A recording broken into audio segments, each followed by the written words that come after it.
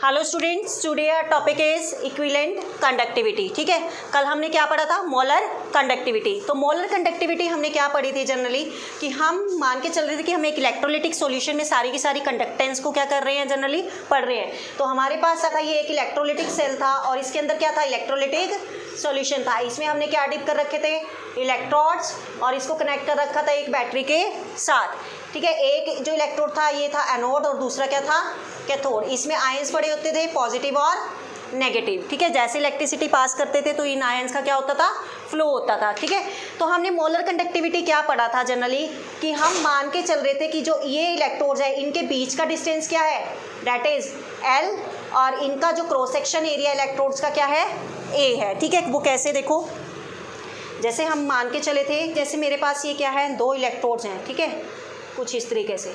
ठीक है, बहुत रफ सा डायग्राम बनेगा ये दो इलेक्ट्रोड मान के चले थे और मैं मान के चली थी इन दो इलेक्ट्रोड के बीच का डिस्टेंस क्या है? L है, और इनका क्रॉस सेक्शन एरिया क्या है?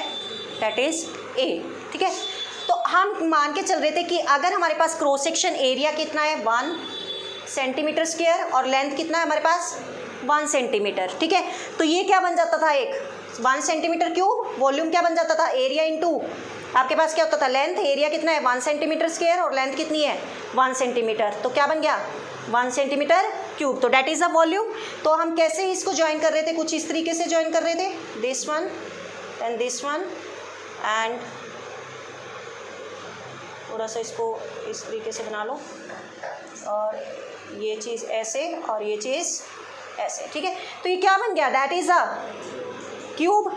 तो मतलब हम क्या कह रहे थे कि इस यहाँ पर जो आपके पास इलेक्ट्रोलिटिक सॉल्यूशन डला है, अगर वॉल्यूम कितना हो 1 सेंटीमीटर क्यूब में, वहाँ पर अगर क्या हो आपके पास 1 मोल ऑफ इलेक्ट्रोलाइट प्रेजेंट हो, उसको हम क्या बोल रहे थे? Molar conductivity. कि इस 1 सेंटीमीटर क्यूब में या इस वॉल्यूम में आपके पास अगर 1 मोल ऑफ इलेक्ट्रोलाइट प्रेजेंट होता है तो उसको हम क्या बोल रहे थे? Molar conductivity. अब सेम डेफिनेशन को आपने थोड़ा सा रिवाइंड करना है, आपने पढ़ना है क्या चीज? Equivalent conductivity.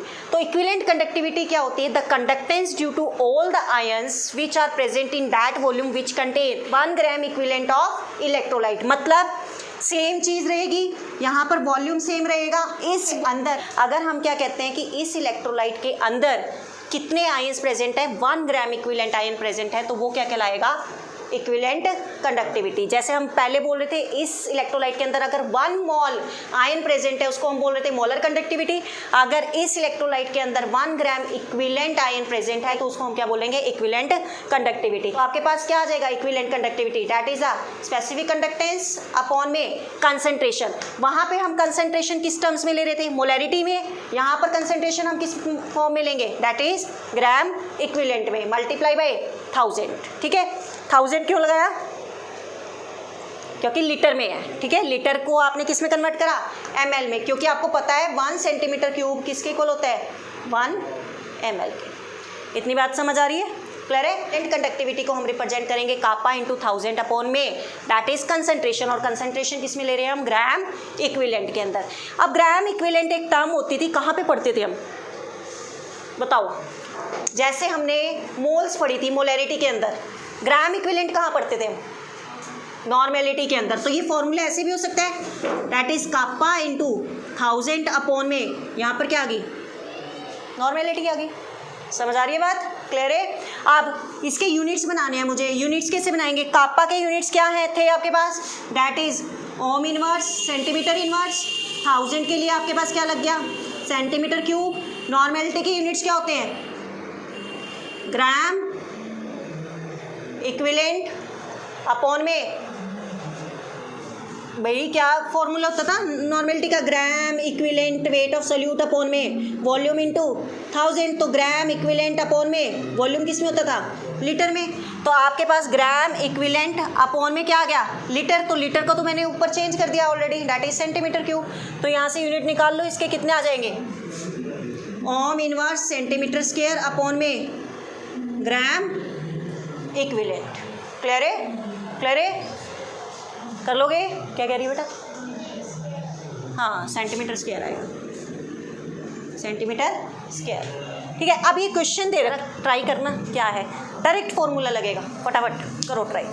अब देखिए क्वेश्चन क्या गिवन है, क्वेश्चंस करने हैं इसके ऊपर, ठीक है। किन किन के ऊपर, रेजिस्टेंस, रेजिस्टिविटी, कंडक्टेंस, ठीक है। Next molar conductance, next equivalent conductance और दैट इज स्पेसिफिक कंडक्टेंस, इनके ऊपर क्वेश्चन है। देखिए फर्स्ट क्वेश्चन क्या है, if specific conductivity of n/50 KCl solution at 298 kelvin is 0.002765 ohm inverse centimetre inverse. अब मैंने आपको, वैसे तो गिवन ही है स्पेसिफिक कंडक्टिविटी, अब मैंने आपको एक चीज़ बताई थी, अगर आपको ये यूनिट याद है तो आप बता सकते हो कि वो क्या चीज़ गिवन है।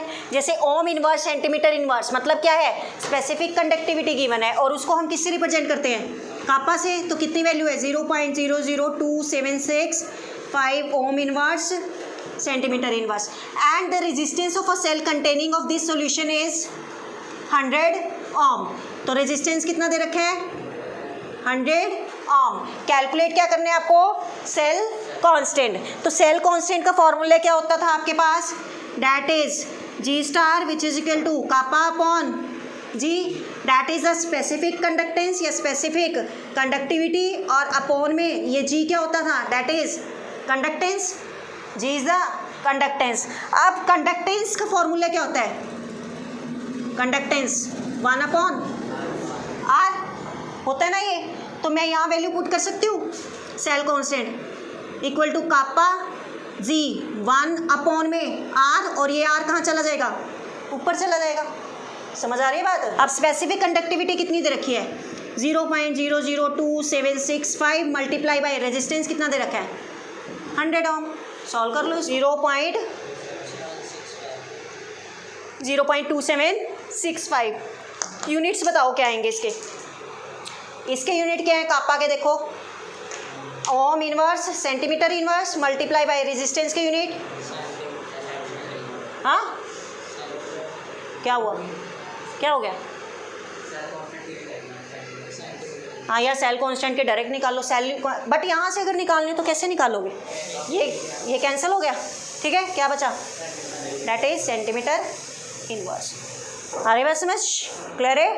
तो that is the unit of cell constant. तो ऐसे अपने क्वेश्चन करने कर लोगे। चले सेकंड क्वेश्चन पे अब चलो। The electrical resistance of a column of 0.05 molar NaOH solution of diameter कितनी दे रखी है, 1 centimetre and length 50 centimetre is 5.55 into 10⁻³ ओम। ओम दे रखा है तो मतलब क्या है, रेजिस्टेंस है। तो रेजिस्टेंस कितना दे रखा है आपको, 5.55 मल्टीप्लाई बाई 10⁻³ ओम। डायामीटर कितना दे रखा है, 1 सेंटीमीटर। लेंथ कितनी दे रखी है, 50 centimetre. Calculate its resistivity. Resistivity का सिंबल क्या होता है, रो। एंड कंडक्टिविटी, कंडक्टिविटी का मतलब क्या है, दैट इज स्पेसिफिक कंडक्टेंस, उसका सिंबल क्या होता है, दैट इज कापा। और मोलर कंडक्टिविटी क्या होती है, दैट इज लैम्डा एम। ये चीज़ें आपको कैलकुलेट करनी है। तो आपको पता है कि रेजिस्टिविटी का फॉर्मूला क्या होता है, बताइए, that is R into A upon L। अब R रेजिस्टेंस गिवन है, A एरिया निकालना पड़ेगा आपको। तो एरिया यहाँ पर आपको पता है आपके पास क्या गिवन है, दैट इज अ कॉलम। किसी का भी अगर आपको एरिया ऑफ क्रॉस सेक्शन निकालना हो बेसिकली वायर का या किसी कॉलम का, तो फॉर्मूला क्या होता है, that is πr square, circle की फॉर्म में, ठीक है। तो पाई की value 3.14, then R is a radius. यहाँ पर कितना दे रखा है, डायमीटर दिया हुआ है 1 सेंटीमीटर, तो रेडियस कैसे हो जाएगा, इसका हाफ हो जाएगा। तो रेडियस क्या हो जाएगा, 0.5 सेंटीमीटर, ठीक है। डायमीटर का हाफ क्या होता है, रेडियस। तो ये कितना हो जाएगा, 0.5 का स्क्वायर, या मैं इसको लिख सकती हूँ 1/2 का स्क्वायर, ठीक है। तो ये कितना हो जाएगा, 3.14 इंटू 1/4। क्लियर, क्लियर इतनी बात। अब एरिया यहाँ से निकल आया, लेंथ आपके पास गिवन है, रेजिस्टेंस गिवन है, रेजिस्टिविटी निकाल लो। रेजिस्टेंस कितना है आपके पास, दैट इज 5.55 इंटू 10⁻³ एरिया कितना निकल आया, 3.14 इंटू 1/4, और लेंथ कितनी है, दैट इज 50 सेंटीमीटर। यहाँ से कैलकुलेट कर लो। इसका नीचे लग गया आपके पास 100, इसका भी नीचे क्या लग गया 100। ये कितना हो जाएगा, 10 की पावर कितना हो गया, 4 हो गया। तो मैं इसको ऐसे लिख सकती हूँ, मल्टीप्लाई बाई 10⁻4। क्लियर, क्लियर है बात। अब कैलकुलेट करो resistivity, 555 multiply by 314 multiply by 10 की पावर 3 माइनस 4 कितना हो गया माइनस के 1 अपॉन में दैट इज 50 इंटू 4। कैलकुलेट करो इसको, बताओ कितना आ रहा है। देखिए इंटू 10 की पावर -1 है, इसको मैं नीचे ले जाऊँ तो क्या हो जाएगी प्लस हो जाएगी, 10 आ गया मल्टीप्लाई बाय दैट इज 10। इसको कर बेटा मल्टीप्लाई 555 इंटू 314 डिवाइडेड बाई 2000 करो जरा। क्या आपके पास कैलकुलेट करके 87.135। रेजिस्टिविटी के यूनिट क्या लिखोगे बताओ, रेजिस्टेंस के यूनिट क्या थे आपके पास, ओम, एरिया के सेंटीमीटर स्क्वायर अपॉन में लेंथ के सेंटीमीटर, यहाँ से क्या कट गया सेंटीमीटर से सेंटीमीटर, क्या यूनिट आ गए ओम सेंटीमीटर। ठीक है, क्लियर क्लियर है। रेजिस्टिविटी कैसे कैलकुलेट करी, क्लियर है बेटा। नेक्स्ट क्या कैलकुलेट करना है, कापा।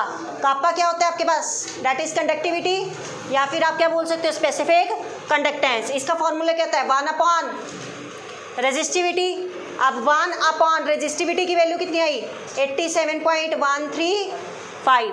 इसको कैलकुलेट करोगे तो ये आ जाएगा 0.01148। ठीक है, इसके यूनिट क्या हो जाएंगे, यहाँ पर रेजिस्टिविटी के यूनिट क्या आ गए थे ओम सेंटीमीटर, तो ये हो जाएंगे ओम इनवर्स सेंटीमीटर इनवर्स या फिर सीमन सेंटीमीटर इनवर्स। क्लियर है। नेक्स्ट निकालो molar conductivity. Molar conductivity, molar conductivity का फॉर्मूला क्या था, कापा मल्टीप्लाई बाय 1000 अपॉन में मोलरिटी। कापा की वैल्यू कितनी आई थी 0.01148 मल्टीप्लाई बाय 1000। मोलरिटी कितनी की बने डैट इज 0.05 मोलर। क्लियर। अब इसको कैलकुलेट करो, कैलकुलेट करोगे तो आएगा 229.6। यूनिट्स क्या आ जाएंगे इसके, कापा के यूनिट क्या पढ़े हैं हमने, that is ohm inverse centimetre inverse multiply by centimetre cube upon में मोल। तो क्या यूनिट आ गए ohm inverse centimetre square mole inverse.